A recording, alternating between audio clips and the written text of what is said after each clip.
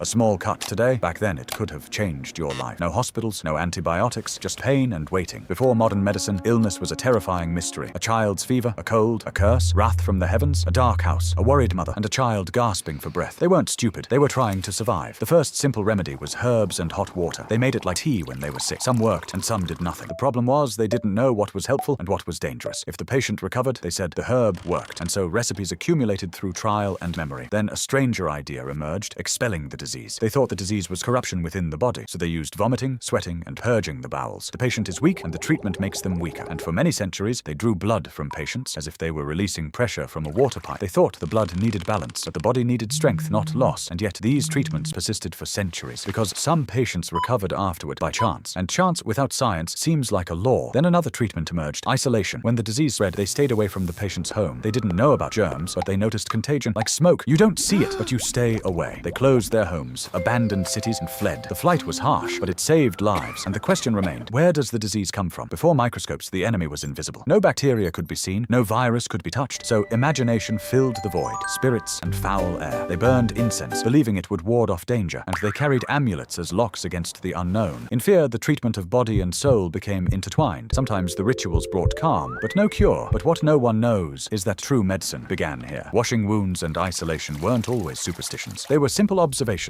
that preceded scientific understanding. Midwives learned from experience, not books, and the healer knew the plant from the experiences of generations. And people noticed that cleanliness reduced disasters. The problem wasn't the observation, but the absence of testing. Did the herb heal, or the body, or time? Without testing, treatment becomes a roll of the dice. Sometimes you survive, and sometimes you lose everything. Then came the idea: compare, observe, and record. Not just one patient, but 100 patients. Here began the difference between rumor and evidence. Medicine was born of fear, error, and trial. Every failure taught something in its wake, and every epidemic left a question: how do we prevent it? Then came hygiene, like a window shut against the storm. Hand washing and isolation made a huge difference. Then microscopes revealed the enemy for the first time. The disease was no longer a specter. It took on a form, and once the cause was known, treatment improved. Like fixing a car, find the problem. Then came vaccines, medications, and safe surgery. Mistakes didn't disappear, but the path became clear. The most important lesson: good intentions aren't enough. The person giving you the wrong treatment might love you. That's why medicine always asks, where's the evidence? Because people's lives can't afford guesswork. What was once an experiment became a test and a result. But medicine began with one person saving another. Behind every simple medicine lies a long journey. Behind every pill lie centuries of pain and questions. And behind every hospital lie people who refused to give up. Medicine isn't just tools, it's a story of survival. Right, what old remedy have you heard of? Your answer could be the start of a new episode. Subscribe so we can bring history to life right before your eyes.